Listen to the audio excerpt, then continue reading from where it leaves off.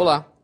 As crianças da chamada geração Z, que nasceram a partir do ano 2000, mas especialmente as da geração Alpha, nascidas de 2010 para cá, estão desde muito cedo convivendo com aparelhos eletrônicos, os tablets, smartphones, notebooks. O uso desses dispositivos na infância começou a chamar a atenção de especialistas, médicos, professores, educadores, que passaram a estudar a influência tecnológica no mundo infantil, preocupados com a saúde física e mental da garotada. Este é o tema do programa Assembleia Debate de hoje, com os nossos convidados, o psicólogo Nelson Luiz Raspes, a pediatra Ana Paula Midori Eyama Imai e a pedagoga Juliane Biguetti Brito. Muito obrigado pela presença de todos vocês aqui nesse programa Assembleia Debate. Obrigado. Doutor Nelson, a tecnologia está isolando as crianças dentro do mundo virtual? Eu acredito que de uma certa forma sim, Mauro. Antes, mais tarde, agradeço a presença aqui mais uma vez do programa. É lógico que a gente tem que ver os dois lados da situação, né? Porque a tecnologia hoje em dia é um avanço inevitável, né? Até por conta do progresso do planeta, das pessoas, por conta do crescimento populacional e o aumento da necessidade de se comunicarem entre as pessoas por conta do próprio crescimento mundial, né? E populacional. Então, o que acontece, automaticamente veio num crescente esse avanço e automaticamente vieram outros meios, né? Quer dizer, vieram mudanças de aparelhos de televisão, vieram os computadores, quer dizer, veio tudo num segmento, né? E automaticamente agora vieram os videogames, vieram outros Xbox e agora a febre, vamos dizer assim, do momento é o uso de tablets, videogames mais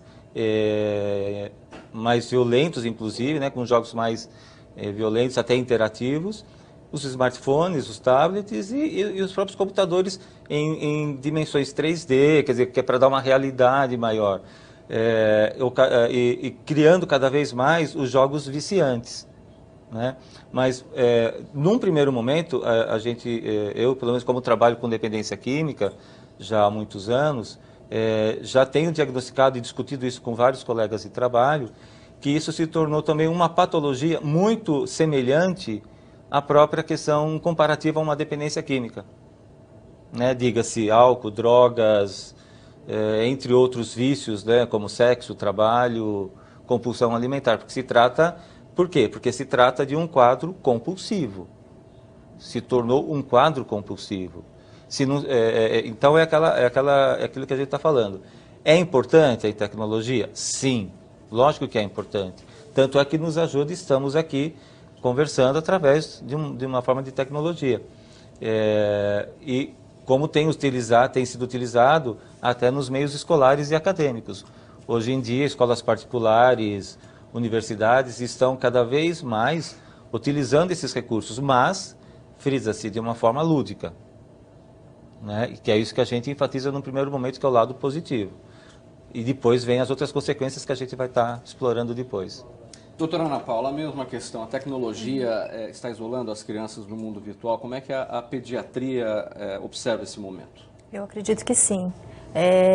Hoje em dia, as crianças, não só as crianças, os adultos, né, todos passam a se isolar porque usam o seu mundinho virtual, o seu celular, o seu tablet, vão lá brincar individualmente e deixa de brincar, e ter contato com as outras crianças, deixa de haver uma sociabilização adequada no próprio ambiente familiar. O convívio familiar passa a se restringir, a criança, por que ela vai ficar participando de alguma brincadeira que ela não gosta tanto, se ela pode pegar o celular, o seu tablet e brincar exatamente com o que só ela gosta. E as brincadeiras em si, as brincadeiras de contato com outras pessoas, que usa as atividades físicas, estão cada vez menos, não digo acessíveis, mas menos usadas por elas, porque é mais fácil, mais divertido ou mais gostoso brincar com o celular, brincar com as coisas tecnológicas, né? Está havendo um uso excessivo da tecnologia pelas crianças? Isso chega dentro do consultório? Os pais levam essa problemática? Não necessariamente eles levam isso como uma queixa. né, com essa preocupação, abordando que que gostaria que eu auxiliasse nessa parte. Mas conversando de uma maneira geral sobre o dia a dia da criança, a gente acaba observando que desde muito cedo as crianças estão expostas a assistir vídeos, desenhos, a se entreter com esse tipo de brincadeira, para os pais ficarem tranquilos. Então a primeira abordagem acaba sendo os pais que apresentam esses próprios dispositivos, para que eles consigam ter alguns minutos ou de descanso, ou de sossego, ou de uma atividade adulta, enquanto a criança está entretida. E com o passar do tempo, lógico, isso passa do controle dos pais, né? Se eles não se policiarem, a criança vai querer passar mais tempo com esses brinquedos, do que com as próprias pessoas. E a gente aborda isso. Quanto tempo a criança passa assistindo televisão, quanto tempo ela passa no computador. A criança já tem os celulares, as crianças estão ganhando os celulares muito cedo, os smartphones muito cedo, né? E a própria Academia Americana de Pediatria, ela sugere que até 2 anos de idade, que as crianças não deveriam ter contato nenhum com esses dispositivos tecnológicos. Não deveria, né? Seria o ideal, né? De 3 a 5 anos, elas deveriam ter contato no máximo 1 hora por dia. E a partir dessa idade até os 18 anos, teriam que ser no máximo 2 horas. E a gente sabe que a realidade não é essa. A gente vê bebês, crianças muito pequenas expostas o tempo todo. Juliana, como é que você avalia essa observação da doutora Ana Paula? Tem começado o problema com os pais, que apresentam os dispositivos para os filhos no sentido de que eles fiquem tranquilos, para que os pais também possam ficar tranquilos e fazer as suas tarefas. É bem isso mesmo que tem acontecido, né? Dentro da escola, nós temos um controle muito maior, né? O tempo é determinado, é uma ferramenta hoje de trabalho, né? Que a gente usa, eficaz também pelas condições, recursos de imagem, enfim. Em casa, o que acontece? O que isso vem sendo prejudicial na área da educação, com esse descontrole, essa compulsividade pelos aparelhos, celulares, enfim. As crianças passam muito tempo e aí o que já era uma tarefa de casa, uma lição de casa, que já é penoso, ninguém gosta de fazer, é sempre aquela briga, vamos fazer lição, se tornou ainda mais. Porque aí as crianças não se desligam, eles não querem deixar o aparelho, os jogos, para se dedicar aos estudos. E nesse momento, os pais, né, eu como mãe também, a gente precisa estar limitando e orientando, porque é possível também fazer pesquisa, trabalhos através da internet. Então, tentar equilibrar aí esse uso, não só para diversão, não só para o lazer, mas para um aprendizado também. Porque hoje as crianças, eles estão tendo acesso a muita informação, numa velocidade muito rápida, né? Mas eles não sabem para quê, no que vão usar tudo aquilo. Então é isso que tanto o papel do professor aí, como da família em casa, é de auxiliar nesse sentido mesmo. Para quê? Onde eu vou usar? Né? O que eu vou fazer com toda essa informação? E canalizar para cada área do conhecimento mesmo. Os estudos mostram que há uma perda de controle por parte dos pais. Esses números que a doutora Ana Paula apresentou são os números que seriam ideais, né? Não deveriam passar disso, só que passou do controle. Existem pesquisas que mostram isso, para que se chegue a essa conclusão, olha, está havendo um excesso. Existem pesquisas, existem números? Existem. Hoje a gente vê muita coisa, né? Até na televisão, e estudos, palestras, vem se estudando muito sobre isso, porque é uma coisa que preocupa, né? Hoje, até não tem como você dizer, olha, os alunos hoje não são mais os mesmos. Não são mesmo, né? É tudo muito diferente. Por isso, hoje, as aulas devem ser diferentes, né? Tudo vai mudando e a gente tem que caminhar junto com essa sociedade, com essa inovação, mas lembrando sempre do limite, né? Do equilíbrio do uso da mídia. Doutor Nelson, em que medida as crianças que são mais apegadas à tecnologia são mais desinteressadas das coisas da vida real? Só aproveitando, antes de responder a sua pergunta, pegando um gancho em termos estatísticos, né? Hoje em dia, para se ter uma ideia, o número de linhas de celulares ativas ultrapassa o número de população no Brasil. São mais de 200 milhões de linhas celulares hoje em dia. E tem pessoas que têm 1 ou 2 celulares, até com 2 chips cada um, porque quando acaba a bateria de um já fica conectado com o outro. Né? Então, para você ter uma ideia da dimensão dessa questão.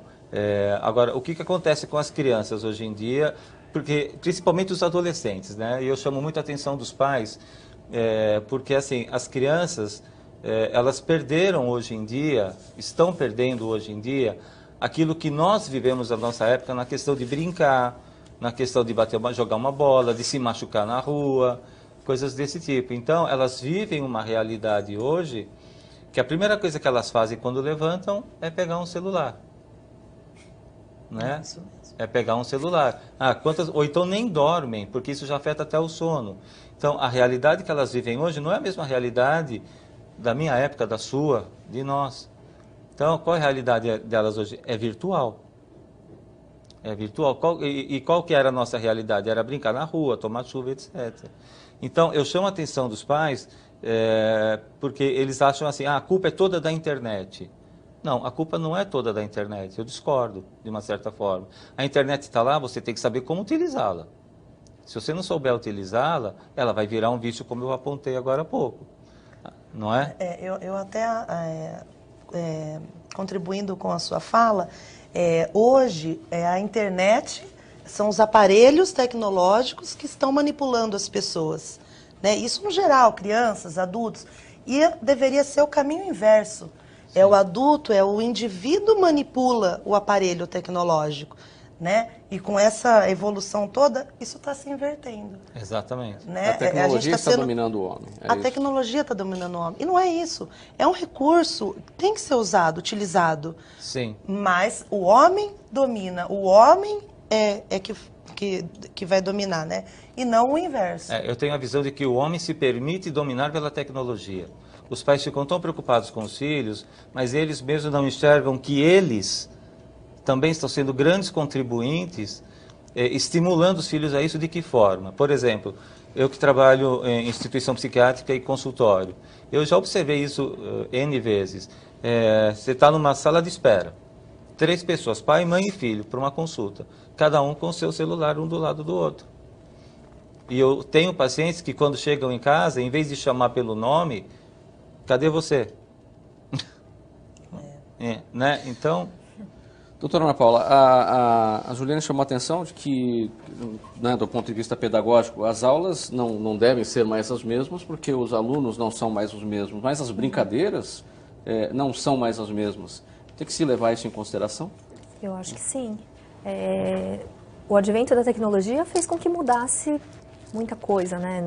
Não só na parte da educação, mas também no brincar. As crianças brincam de outras coisas, a imaginação das crianças hoje em dia é diferente de anos atrás, mas o mais importante é que tem que estimular as duas coisas. Né? Como a Juliana estava falando, a gente tem que diversificar.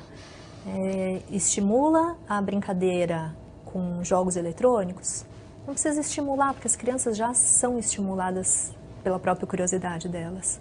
Né? Mas a gente precisa talvez estimular o que está deixando para trás, o esporte, a atividade ao ar livre. Resgatar um pouco as brincadeiras mais antigas. Puxar um pouquinho as crianças, incentivá-las um pouquinho mais. Isso aparece como no consultório? As crianças estão obesas, as pessoas estão com problemas físicos, problemas psicológicos, mentais. É isso que chega no consultório como vindo na esteira do problema? A obesidade e o sedentarismo caminham muito juntas, né? E além disso, as alterações nutricionais, as crianças não comem bem. Pega uma faixa etária de crianças um pouco mais velhas, pré-adolescentes, que já vão de frente com os pais quando são questionados. Passam horas e não querem comer, não querem brincar, não querem fazer outras coisas. Fora isso, vem o sedentarismo porque não querem fazer atividades físicas. Só para fechar esse raciocínio, e como é que é o puxão de orelha dentro do consultório para isso? É na criança ou é nos pais? Nos dois, nos dois. Nas crianças menores, a gente tem que realmente direcionar isso para os pais, né? Porque são os pais que têm esse controle. Agora, os pré-adolescentes, os adolescentes, aí a gente tem que ser uma conversa em conjunto. A gente tem que puxar a orelha de todo mundo, né? Porque o pré-adolescente já tem a noção de que ele passa horas demais. Ele sabe disso, porque ele já é cobrado. Então a gente tem que reforçar isso junto com os pais. Você está aqui na TV Alesp, este é o programa Assembleia Debate. O nosso tema hoje, a influência da tecnologia na infância. Nós vamos para o intervalo, voltamos em seguida. Até já.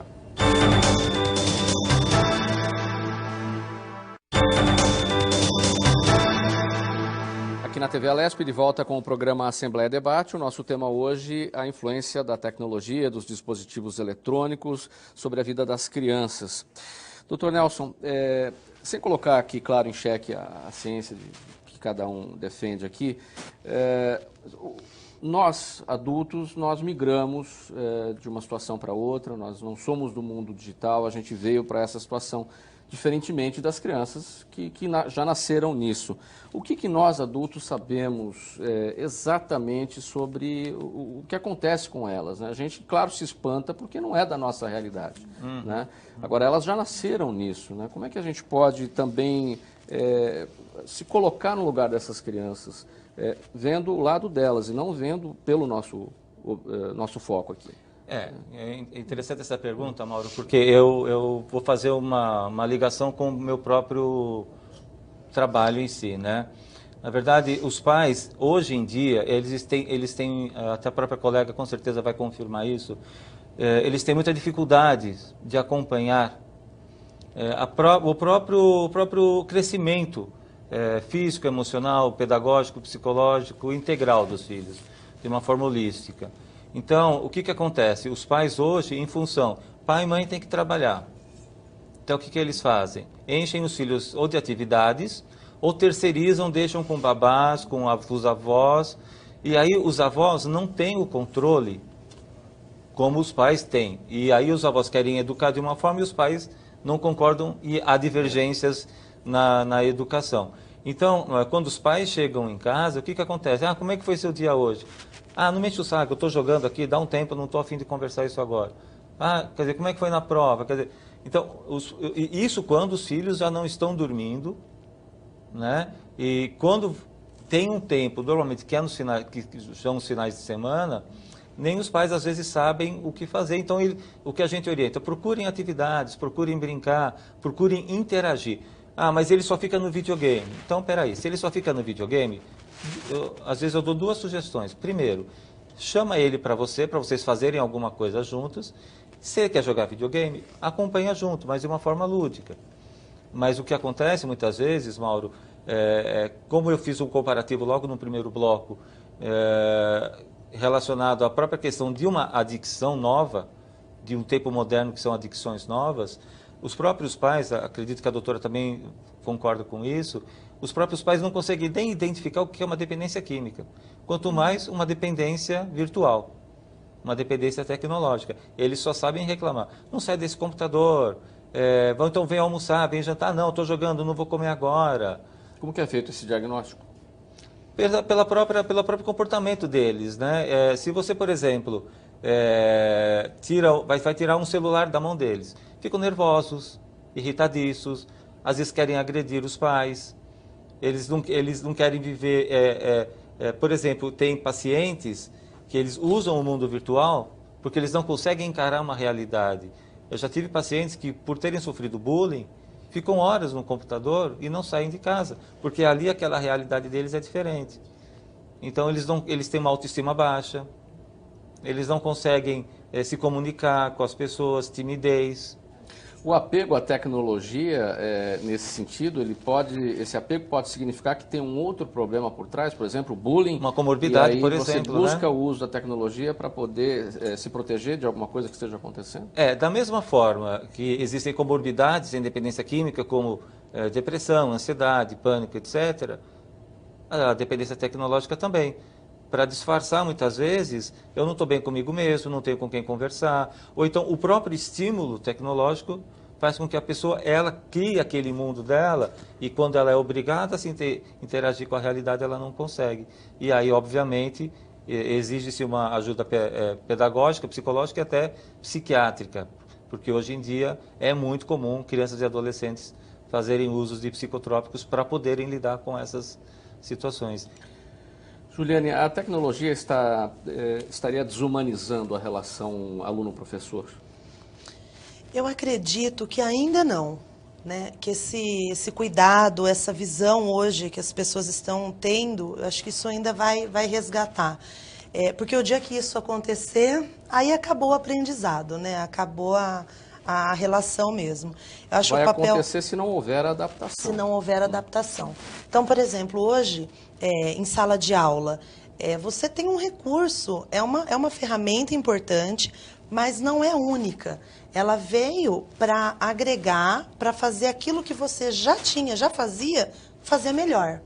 Né? Com o uso de imagens, com jogos com relação à ortografia, jogos matemáticos. Então, é tornar mais prazeroso aquilo que a gente já fazia. Né? Mas a relação professor-aluno, a troca, isso precisa existir, porque a aprendizagem, ela se dá através disso. Né? É de um ser integral, é o intuitivo, é o sensorial, é o humano. Então, se um desses pontos está defasado, está com problema, isso desgasta essa relação, né? Em sala de aula, principalmente. E é uma coisa assim que a gente usa mesmo e que é bom. Agora, o que hoje eu percebo, assim, um ponto negativo, né? Ruim, as crianças estão em processo de escrita, em processo de aprendizagem, né? Vamos dizer, educação infantil, fundamental 1. Então, eles estão formando, eles estão construindo. E aí eles passam a construir, muitas vezes, de um modo já equivocado, como a escrita, a ortografia. Né? Então, no tablet, no computador, na internet, o você virou VC, também virou TB. Né? Existe aí uma infinidade de abreviações. E que o aluno leva isso para a sala de aula. Então, ele vai fazer uma produção escrita, muitas vezes, na maioria das vezes, a gente se depara com essa escrita, uma escrita enfraquecida, né? Onde o aluno ele tem que estar se munindo de informações. Uma coisa é o adulto que tem o domínio da escrita, que sabe exatamente como é, e usa a tecnologia de forma abreviada. Ele sabe que ele está fazendo isso. O adolescente ele não tem essa noção. Ele não tem ainda porque ele está no processo. Eu vejo assim, comparando, por exemplo, uma cozinheira, né? A pessoa que sabe cozinhar, ela sabe cozinhar no forno a lenha. E você pode dar qualquer outro tipo de fogão, um fogão industrial, e ela vai saber cozinhar. Porque ela sabe para que serve aquilo. É a mesma coisa o aluno.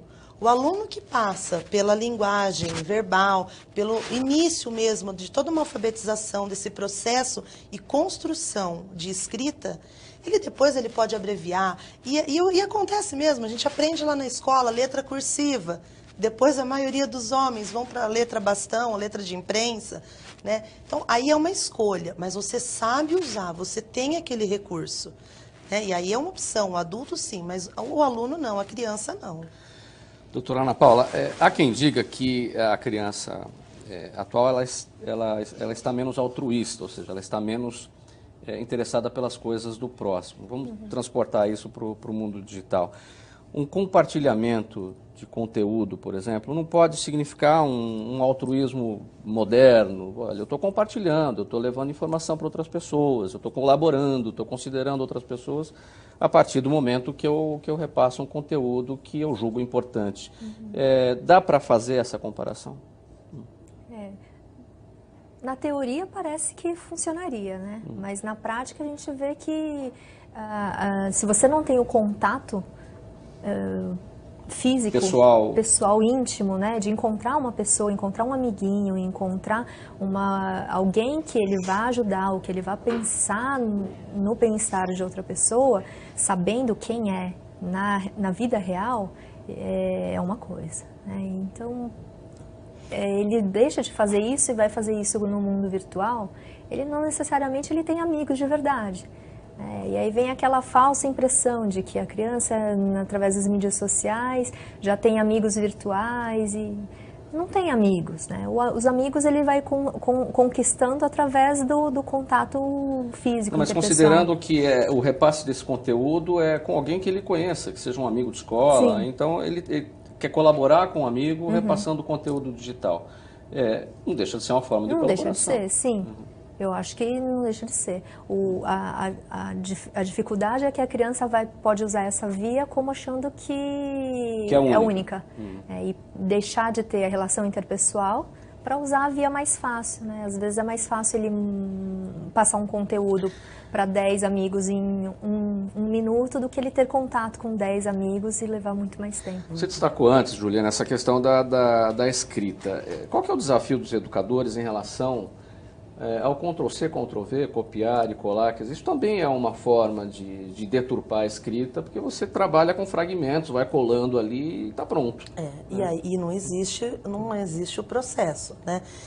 Mesmo isso com relação aos sites, né? Quando a gente pede uma pesquisa, por exemplo, hoje cabe ao professor a mediação mesmo de selecionar, de dizer os sites confiáveis para que o aluno vá pesquisar e não traga a pesquisa pronta, o copia e cola mesmo, né? Por isso tem hoje muita questão, a exposição oral do aluno, né? As escolas hoje vêm trabalhando com essa exposição, para que o aluno ele exponha aquilo que ele entendeu. Então hoje o trabalho que vem de casa escrito, né? A gente pede até que não seja digitado nesse início aí da escolaridade, que seja mesmo manuscrito, para que o aluno leia, né? Para que o aluno saiba o que ele está fazendo. E aí, normalmente, o que eu costumo fazer em sala de aula é isso. É uma parte, é a parte escrita, e a outra parte é a exposição oral. É aquilo que o aluno compreendeu, é a compreensão do assunto. A tecnologia está influenciando a caligrafia das crianças? A caligrafia está feia? Muito, muito. A caligrafia, a paragrafação, a estrutura de um texto, porque volto a dizer... Falta hábito da escrita, do manuscrito. Do manuscrito. Então, treino, né? no Precisa de treino, né? Precisa de treino. Tudo para Tá que nem ficar letra de melhor. médico, Aí fica igual letra de médico. E hoje a gente assim nem usa mais o antigo caderno de caligrafia, não é hoje, né, um recurso tão utilizado. Tem outras situações e maneiras de treinar aí essa coordenação motora fina, né, esse tônus muscular. Mas isso, né, é questão assim da escrita mesmo. Então o aluno ele acaba tendo maior dificuldade para estruturar um texto, para fazer um parágrafo, a pontuação. Porque quando eles escrevem para os amigos, não tem interrogação, não tem exclamação, é tudo corrido. Reticências, então, é o uso... O interessante é que o outro entende, né? É que o outro entende. Mas precisa passar por esse processo que é primordial mesmo na aprendizagem. E só complementando o que a Juliana está falando, fora os erros de português, que a gente vê muito, que são absurdamente gritantes. E até existem pesquisas que já assisti com crianças. O que vocês preferem, ler um livro ou ler alguma coisa no tablet? Ah, não, eu quero ler alguma coisa no tablet. Eu quero ver o Facebook. O livro fica de canto. Então, eu imagino como é difícil o papel de vocês para justamente mudar essa situação, porque cria-se mesmo a necessidade. A criança prefere mesmo ler o computador. E quando você lê depoimentos, você lê algumas opiniões de algumas pessoas, gente, Mas aí não é natural. É assassinar gramática, né? Ela aprendeu a ler no computador. Aí a preferência pela leitura de um livro digital é diferente, né, de nós que somos migrados e temos o hábito do papel. Não passa a ser uma situação natural dessa criança? Então, mas ao mesmo tempo, Mauro, existem adolescentes que abandonaram a escola muito cedo por conta do próprio vício. Abandonaram. Pessoas que fingem que estão indo para a escola, manipulam seus pais que estão indo para a escola, quando passam o dia inteiro numa lan house. Então, quando os pais pensam que eles estão estudando, eles não estão numa lan house. Passam 12, 13, 14, 15 horas, 20 horas numa lan house. E quando chega em casa, e aí, como é que foi a escola? Ah, foi tudo bem. Quais são as armadilhas da leitura de um livro digital? Você está ali no tablet, numa leitura digital, eu vou parar um pouquinho e vou desviar o meu foco para outros aplicativos e outras coisas. Tem essas armadilhas, esses riscos também, coisa que no livro tradicional não tem. né? Porque, como você mesmo falou, tem os aplicativos. Então, você pode estar com um tablet aqui na frente. Se o pai pensa que você está estudando, ok. Você pode até ele dar uma olhadinha, você volta a página, você está estudando. Aí depois ele tira, ele volta no joguinho. Como é que a escola busca esse foco, O Juliano? que é chamada manipulação. Você Né? vai ler o livro digital, mas olha, esquece os outros conteúdos, porque o momento, o foco é esse. Dentro da escola, a gente procura utilizar os livros no papel mesmo, manusear o livro. Isso acontece muito em casa, né? Então, aí é um limite, um controle que passa mesmo para os pais. Dentro da escola, a gente usa o recurso, mas é orientado, a gente está o tempo todo olhando, a gente está ali para isso, né? Uma coisa que a doutora disse, até estávamos falando sobre a relação com o outro, da própria internet, isso é uma coisa que está acontecendo com o ser humano mesmo, né? Então, essa coisa de ficar sempre focado naquilo que é só seu, no seu tablet, no seu material, embora as escolas hoje tenham, os alunos têm acesso, cada um tem o seu tablet para usar, mas não é só isso. Isso não desvincula, né, toda a outra bagagem que eles têm. É de olhar um para o outro, é de se ver, né, de se enxergar. Então, em sala de aula hoje, o que a gente procura fazer? Semicírculos, grupos, duplas, para não ficar aquela coisa tradicional, um aluno olhando para a nuca do outro, né? Enquanto o professor fala ou explica numa lousa digital, o que você tem à sua frente? É a cabeça do colega, né? Então, para desmistificar um pouco, para ver se as pessoas, se as crianças hoje buscam esse valor no outro. Que é uma nova linha pedagógica, inclusive, né? Desculpa te cortar, mas não é uma nova linha isso, pedagógica mesmo. É um olhar para o outro, não é ficar olhando na nuca do outro. Você está na TV Alesp, este é o programa Assembleia Debate. Hoje nós estamos falando sobre a influência da tecnologia no mundo infantil. Mais um intervalo, voltamos em seguida. Até já.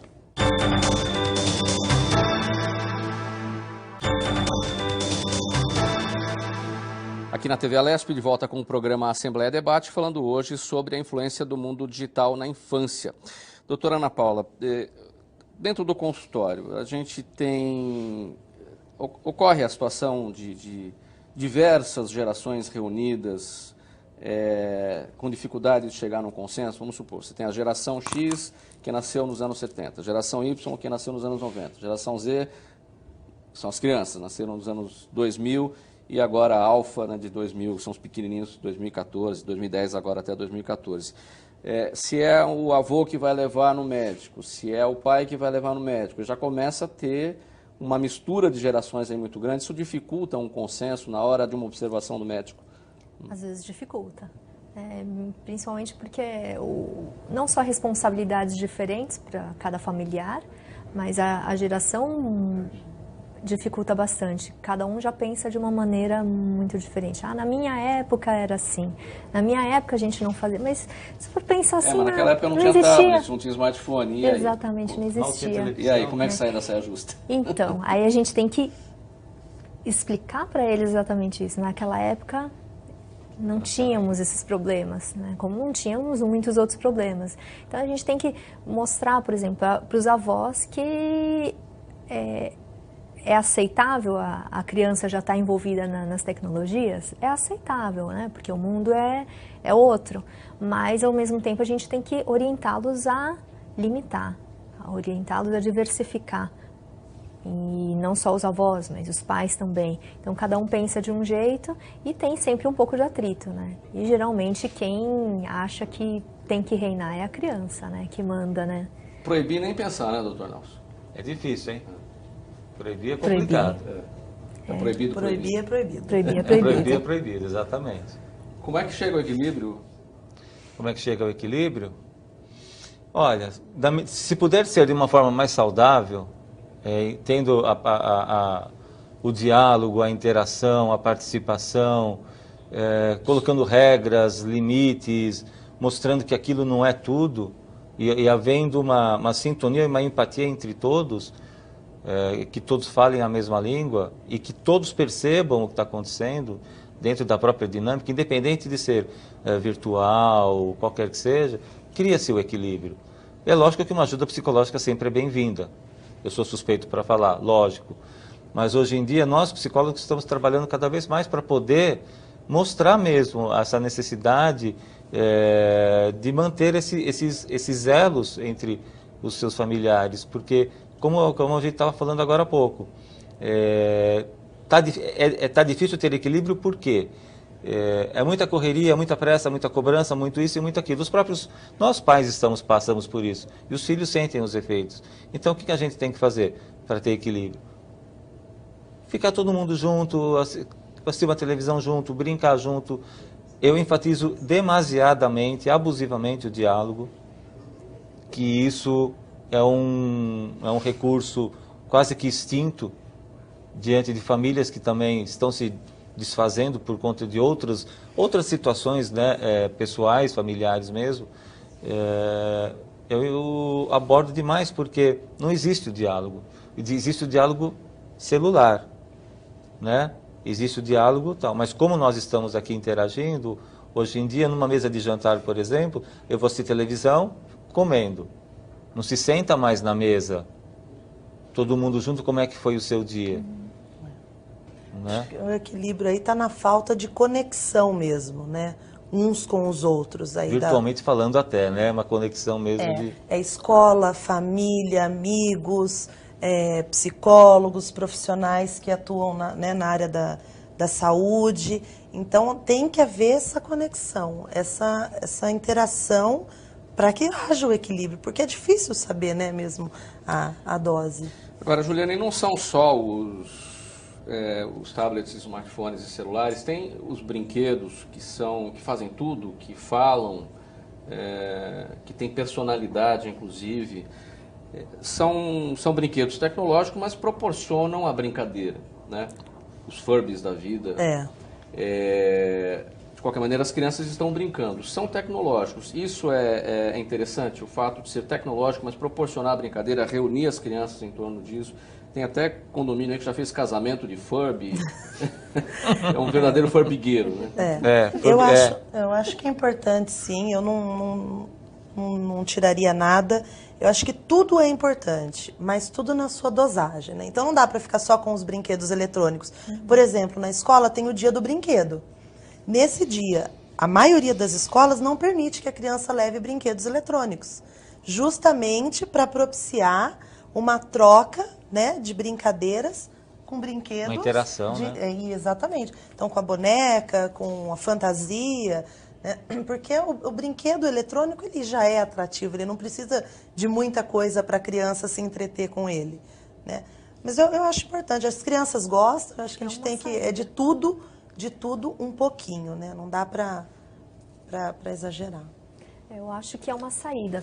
Se não temos outro jeito, se a criança quer brincar com algum brinquedo tecnológico, a gente não vai proibir. A gente estava até brincando, proibir é proibido, né? A gente não proíbe, a gente tenta limitar. E se a gente não consegue limitar quanto a gente gostaria, então se for para brincar que brinque com outra criança dessa mesma atividade. Se vão para o computador, que o pai ou a mãe vá brincar junto no computador com eles. Se vão brincar de videogame, que tragam amigos para brincar junto com o videogame. Então eles interagem um pouco entre eles e interagem também com o brinquedo tecnológico.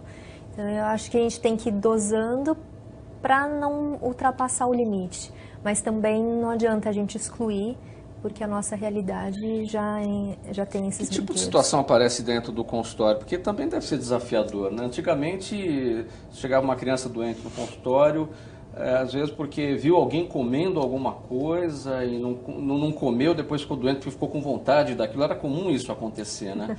E o médico, né, tinha que lançar mão das suas estratégias para descobrir, olha, o que aconteceu? Né, tentar investigar com os pais. Agora, quando se trata de tecnologia, também tem que lançar mão de estratégias. Como é que é essa adaptação para esse mundo? Não é fácil, né? A gente tem que cada vez se moldando, porque essas novidades vão aparecendo e não só as queixas das crianças, as queixas dos pais são outras. Então, a gente tem que sempre abordar, sempre não só a criança, mas a família, as pessoas envolvidas no cuidado da criança e tentar focar exatamente o que essa criança está tendo de queixa real ou não sendo real, né? Doutor Nelson, e lá na frente, na vida futura, na vida adulta dessa criança, ela pode ser insegura, ela pode ter problemas de relacionamento, problemas no mercado profissional? Ainda é cedo para falar disso, porque a gente não tem exatamente essa situação. Eu não vou dizer que é cedo, mas também não podemos dizer que não é provável que aconteça, tá? Porque da mesma forma que hoje em dia uma dependência química se começa muito cedo e desestrutura uma pessoa quando ela começa na adolescência e chega numa vida adulta e tem que trabalhar uma recuperação, porque a dependência química, ela, na minha visão, ela adormece o crescimento psicológico da pessoa.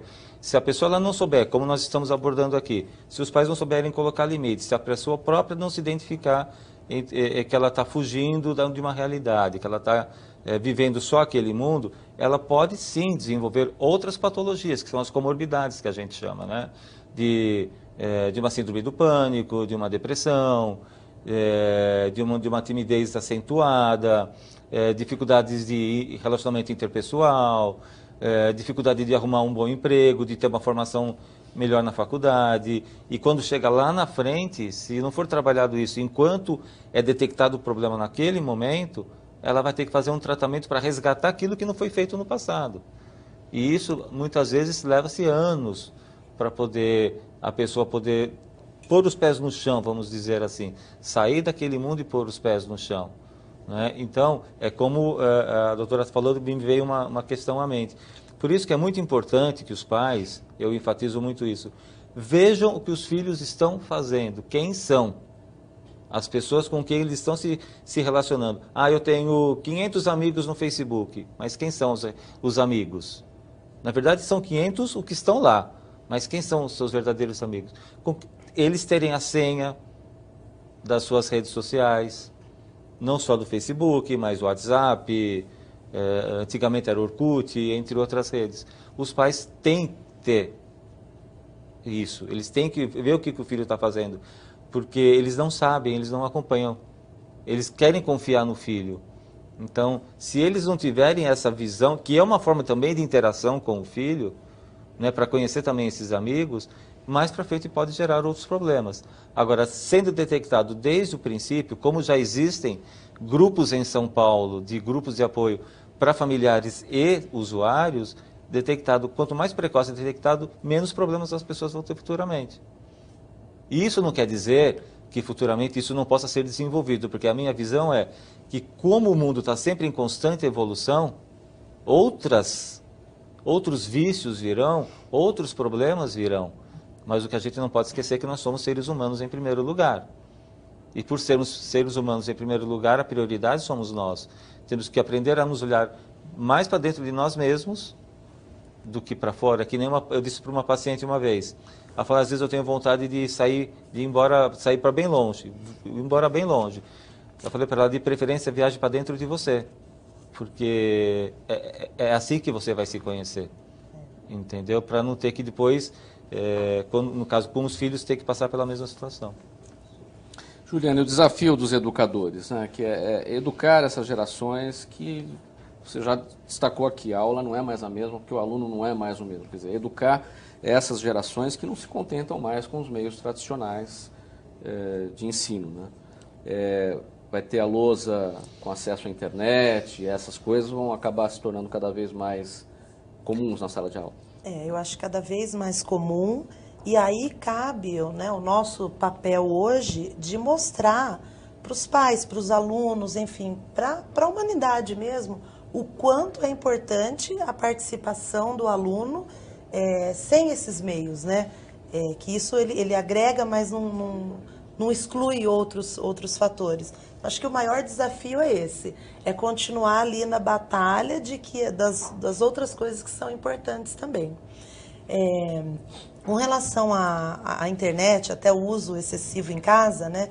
A gente fala e aí às vezes os pais se sentem culpados mesmo, e a gente acaba jogando a culpa o tempo todo nos pais, né? E os pais muitas vezes não se dão conta daquilo que eles levam para casa, como por exemplo, você sai do trabalho, você leva o trabalho para casa, chega em casa, você abre o computador, você vai ver e-mail, você vai mandar e-mail. E é isso que a criança está assistindo, é nesse meio que ela vem crescendo, né? Não é uma coisa que fez boom de uma hora para outra.